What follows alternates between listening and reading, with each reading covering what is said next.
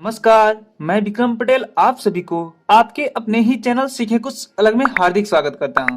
दोस्तों, ये त्रिकोणमिति यानी त्रिकोणमितीय अनुपात और सरल समीकरण की 5वीं वीडियो है, जिसमें आज हम लोग जानेंगे त्रिकोणमितीय अनुपातों के भागफल संबंध। जी हाँ, quotient relation of trigonometric ratios.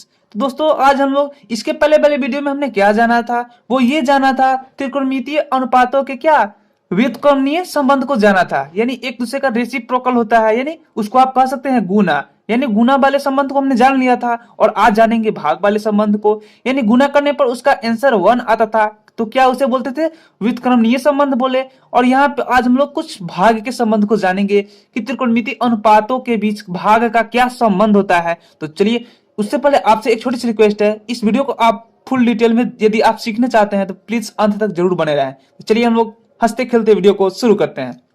वो क्या है हमारा, सबसे पहले दोस्तों, त्रिकोणमिति में क्या होता है कि किसी भी प्रकार को आपको क्वेश्चन सोल्व करने में, कोई भी त्रिकोणमिति में क्वेश्चन हो, सोल्व करना हो, कोई भी चीज समझना हो, उसके पहले सबसे पहले क्या जरूरत होती है, वो जरूरत ये होती है कि आप सबसे पहले आप फिगर बनाएं। तो चलिए हम लोग फटाफट फिगर को बना लेते हैं। यहाँ पे मैं एक फिगर बना लेता हूँ, यहाँ पे मैं फिगर बनाता हूँ। सबसे पहले यहाँ पे मैं एक फिगर बना लेता हूँ। चलिए, मैं एक यहाँ पे फिगर मैंने बना लिया, एबीसी एक ट्रायंगल बनाता हूँ। चलिए, एबीसी मैं यहाँ पे ट्रायंगल बना लेता हूँ।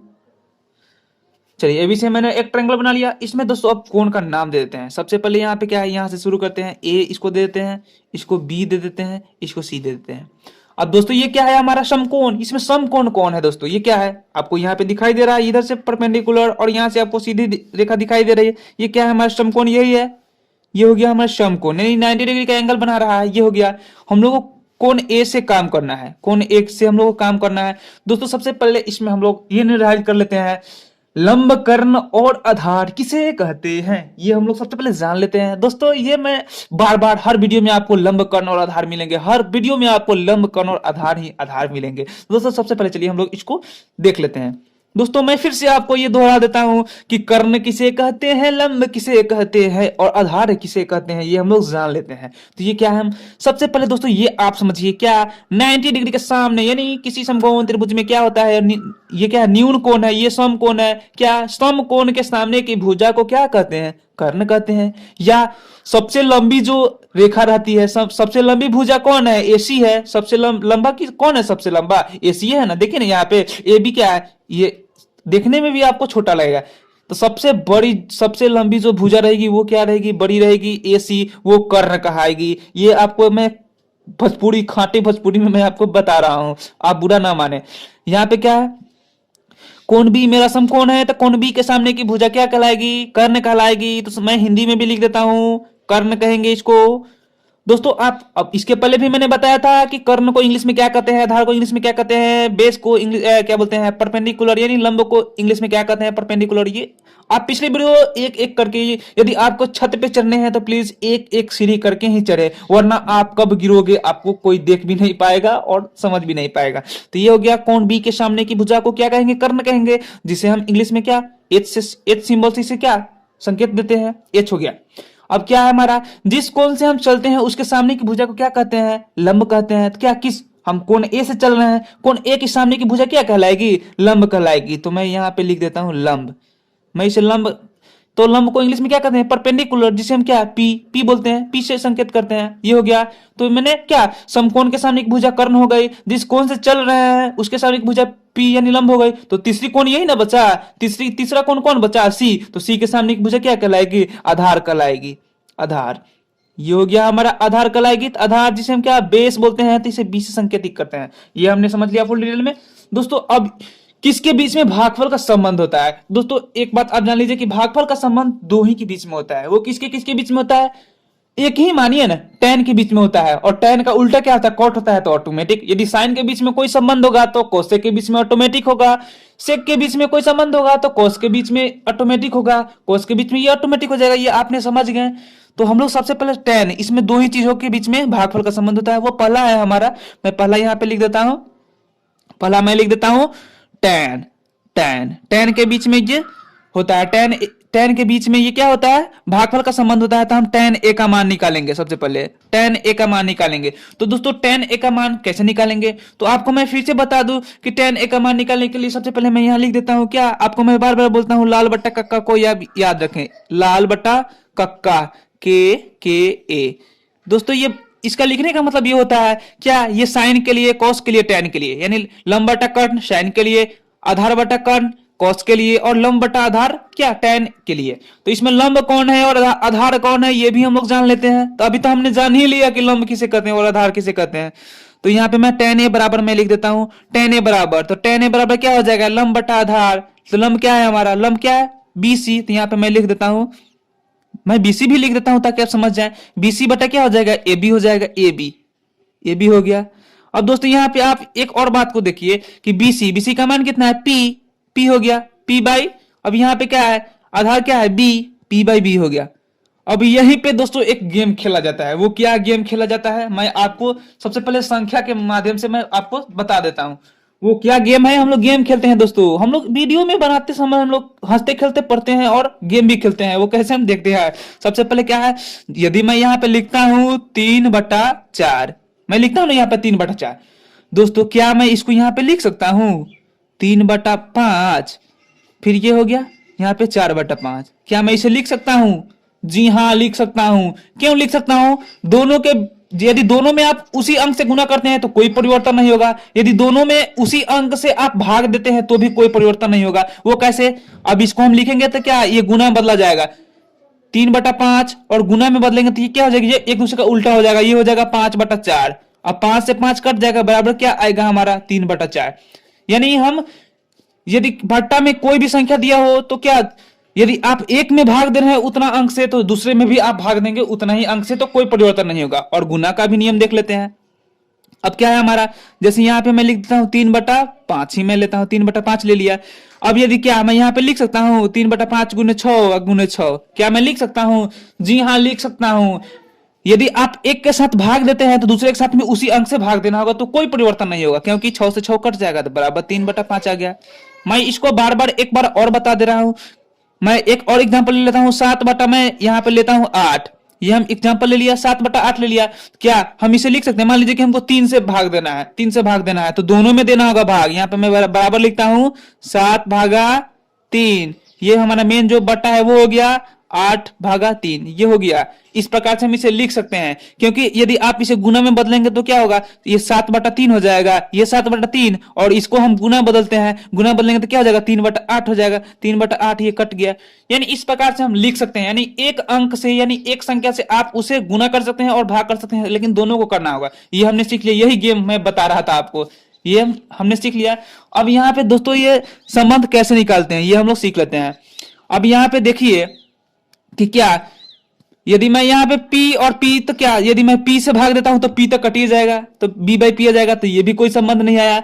और यहाँ पे देखिए P, B और H के बीच में होता ही है, तो क्या हमारा P, B तो ऑलरेडी दिया गया है, लेकिन हम क्या करते हैं H से दोनों में भाग करेंगे। जी हाँ, H से मैं दोनों में भाग देता हूं। यहाँ पे मैं क्या लिखता हूं, P/H, यहाँ पे लिख दिया, जो मेन बटा है वो हम लिख दिया। क्या B में भी H से भाग देना होगा, यहाँ पे मैं लिखूंगा B/H, ये हमने लिख दिया। अब दोस्तों क्यों लिखा ये भी मैं यहाँ पे दे दिया। अब चलिए इसको भी मैं बता देता हूं, क्या लिखा है हमने, P/H भाग दिया है, और यहाँ पे मेन हमारा बटा हो गया वो क्या है, B/H है। अब दोस्तों यदि इसको हम गुना में बदलेंगे, इसको गुना में बदलेंगे, क्या हो जाएगा हमारा P/H, और गुना क्या हो जाएगा, इसको उल्टा कर दिया जाता है H/B, क्या H से H कट गया, आपका तो कोई परिवर्तन नहीं हुआ, क्या P/B ही हुआ, यानी जो आपका जो P/B है वो तो आ ही जाएगा, ये कट जाएगा, तो ये हो गया।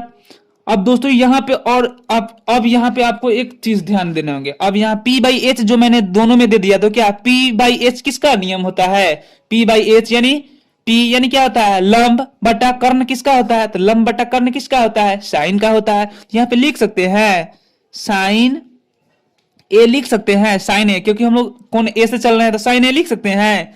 और दूसरी चीज क्या है हमारी B/H, तो यहाँ आप देख सकते हैं B/H यानी आधार बटा कर्ण किसकी होती है, आधार बटा कर्ण। चलिए यहाँ पे देखिए आधार बटा कर्ण क्या है, आधार बटा कर्ण कॉस की होती है, यहाँ हम लिख सकते हैं cos A, लिख सकते हैं, आराम से लिख सकते हैं। तो क्या हो गया हमारा tan a बराबर क्या निकला हमारा sin a बटा cos a।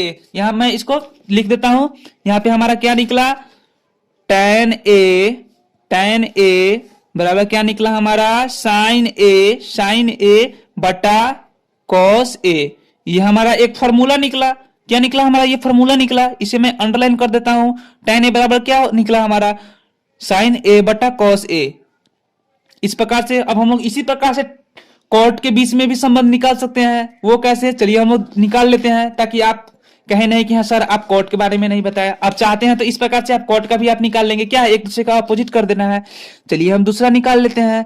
दूसरा क्या निकालते हैं मेरे दोस्तों, कॉट ए। चलिए कॉट ए का मान निकालते हैं। तो कॉट ए बराबर क्या हो जाएगा, कॉट ए बराबर क्या हो जाएगा, कॉट ए का मान क्या निकलता है, यानी एक दूसरे का अपोजिट होता है। क्या होता है, तो आधार बटा लंब हो जाएगा। तो आधार क्या है हमारा ए बी है, तो यहाँ पे हम लिखेंगे ए बी बटा क्या है लंब क्या है हमारा बी सी। तो यहाँ पे क्या लिखेंगे बी सी लिखेंगे। यहाँ पे हम बी सी हमने लिख दिया A B by B C, यानी ये मैं आपको ट्रिंगल भी मैं बताते रह रहा हूँ, फिगर भी बता रहा हूँ ताकि आप समझ में आता रहे। तो ये हो गया ए बी बटा बी सी हमने लिख दिया। अब दोस्तों ए बी बटा बी सी, तो यहाँ पे चलिए ए बी क्या है आधार है, तो बी और बी सी क्या है लंब है। तो इसे क्या लिख सकते हैं, इसे लिख सकते हैं बी बाई पी इसे लिख सकते हैं, आराम से लिख सकते हैं। अब दोस्तों इसको हम भाग कर सकते हैं कि नहीं कर सकते हैं, एच से दोनों में भाग कर देंगे। यहाँ पे हम बी बाई एच, यानी बी में एच से भाग देना है और पी में भी एच से भाग देना है। यदि मैं सिर्फ बी में एच से भाग दे देता और पी में नहीं देता तब वहां पे ये गलत हो जाता है। लेकिन आप नियम ये कहता है आप यदि इसमें भाग दे रहे हैं तो इसमें भी उसी से भाग दे, और यदि इसमें उसी से गुना कर रहे हैं तो उसी से इसमें भी गुना करना होगा। तो ये कोई परिवर्तन नहीं होता है। तो ये हो गया। लेकिन परिवर्तन कब होता है दोस्तों, क्योंकि बी बाई एच आ जाएगा, तो ऑलरेडी हम जान रहे हैं कि क्या होता है इसका मान। तो चलिए हम लोग यहाँ पे लिख लेते हैं। अब दोस्तों बी बाई एच क्या होता है, अभी आपने देखा बी बाई एच क्या होता है हमारा बी बाई एच, यानी बी का मतलब बेस आधार, आधार बटा कर्ण किसका होता है, तो कॉस का मान होता है। तो यहाँ पे हम लिख सकते हैं कॉस ए, क्योंकि हम लोग एंगल ए से चल रहे हैं। और पी बाई एच क्या होता है, पी बाई एच यानी परपेंडिकुलर, यानी लंब बटा कर्ण, लंब बटा कर्ण किसका होता है, साइन का होता है। तो यहाँ पे हम लिख सकते हैं, यहाँ पे आराम से लिख सकते हैं, क्या लिख सकते हैं साइन ए, यानी क्या हो गया हमारा कॉट ए का मान कितना निकला कॉस ए बटा साइन ए। इसको हम लिख सकते हैं। अब हमारा फाइनल आंसर क्या आएगा, कॉट ए बराबर कॉस ए बटा साइन ए। ये हो गया हमारा, ये एक और फॉर्मूला हमारा निकल गया। क्या कॉट ए बराबर क्या होता है कॉस ए बटा साइन ए। दोस्तों इसे आप बार बार यूज करेंगे।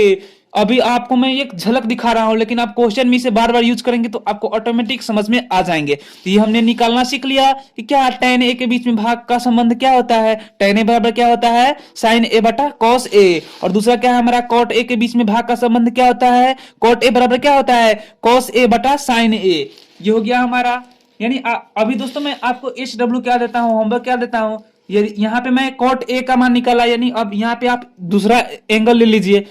अब यहाँ पे आप निकाल मैंने आंसर आपका वही आएगा, सिर्फ समझने की जो होती है वो फिर अलग अलग होता है। ये हो गया। तो आप इसे अपने नोटबुक में जरूर नोट करें, ताकि आप फार्मूला का एक स्पेशल कॉपी बना लीजिए और उसमें आप लाइन से फार्मूला को लिखते चलिए। ये हो गया हमारा। लेकिन दोस्तों एक और चीज मैं आपको बता देता हूँ, वो क्या है हमारा, मैं यहाँ पे आपको दिखा देता हूँ कि कुछ ऐसे सिंबल हैं जिसे आपको स्टार पॉइंट मैंने बनाया है वो ध्यान में रखने पड़ते हैं, वो मैं आपको बता देता हूँ। अब यहाँ पे क्या है दोस्तों, सिंबल्स कुछ संकेत है जो आपको ध्यान में रखने होंगे। जी हाँ, क्वेश्चन सोल्व करते हुए आपको ध्यान में रखने होंगे। यदि यहाँ पे दिया रहेगा कि साइन ए का होल स्क्वायर, साइन ए का होल स्क्वायर दिया रहेगा तो दोस्तों इसको हम लिख सकते हैं साइन स्क्वायर ए, यानी साइन ए का होल स्क्वायर दिया रहेगा तो क्या लिख सकते हैं साइन स्क्वायर ए लिख सकते हैं। और यदि उसी प्रकार से cos a का होल स्क्वायर दिया रहेगा तो cos स्क्वायर a लिख सकते हैं। ये हो गया। यहाँ पे tan cot cos a कुछ भी रहे वो कुछ फर्क नहीं पड़ना, यानी आपको सिर्फ बताया जा रहा है कि इस प्रकार से हम लिख सकते हैं। उस समय आपको कोई कंफ्यूजन नहीं होना चाहिए क्वेश्चन बनाते समय। ये हो गया। और दूसरा क्या है, यदि साइन ए का होल क्यू दिया रहेगा तो इसे आप लिख सकते हैं साइन क्यू ए, दोनों का मतलब एक ही होता है। और उसी प्रकार से साइन की जगह कॉस रहेगा, tan cos a cot कुछ भी रहे क्या क्यू रहेगा तो इस तरह से आप लिख सकते हैं। और तीसरा क्या है, वो बहुत ही जरूरी है समझना। यदि साइन ए का इनवर्स दिया रहेगा तो दोस्तों इसका मतलब ये होता है 1 बटा साइन ए, यानी आपको यूज करना है 1 बटा साइन ए होता है। यानी इसका जैसे ये नहीं आप समझे कि यहाँ पे क्या है स्क्वायर है तो इसको हम इस प्रकार से लिखते हैं, तो इसको भी हम इस प्रकार से लिख सकते हैं कि साइन इनवर्स बराबर साइन इनवर्स ए। इस तरह से इनवर्स को आप नहीं लिख सकते हैं, क्योंकि साइन इनवर्स ए एक अलग चीज है, वो आपको 11th और 12th में पढ़ने हैं, यानी 10th के बाद से आपको पढ़ने हैं साइन इनवर्स ए के बारे में। तो यहाँ पे क्या है, साइन ए का होल इनवर्स दिया रहेगा तो आप इसे 1/sin a लिखेंगे। ये आपको ये टिक आउट इसलिए लगाया गया, ये बहुत ही वीवीआई चीज है, इसे आप ध्यान में रख लीजिए ताकि आपको इस प्रकार से क्वेश्चन भी आते हैं दोस्तों। यदि आप इससे देख लेते हैं आसानी से ना, तो इससे क्या होगा, ऑब्जेक्टिव की तैयारी आपकी पूरा धुआंधार होते रहेगी आसानी से। यानी इससे हम लोग फॉर्मूला भी सीख रहे हैं, किस तरह आता है फॉर्मूला, किस तरह बनता है, ये हम लोग सीख रहे हैं। तो फिलहाल ये वीडियो आपको कैसी लगी प्लीज कमेंट करके बताएं। यदि ये वीडियो आपको थोड़ी भी अच्छी लगी तो प्लीज इस वीडियो को लाइक करें और अपने दोस्तों के पास शेयर जरूर करें। और इस वीडियो में आपको किसी भी प्रकार की कोई कमी लगती है तो प्लीज एक प्यारा सा कमेंट जरूर करें। तब तक के लिए धन्यवाद, फिर मिलते हैं ट्रिग्नोमेट्री की नई वीडियो और नए अंदाज के साथ। जय हिंद, जय भारत।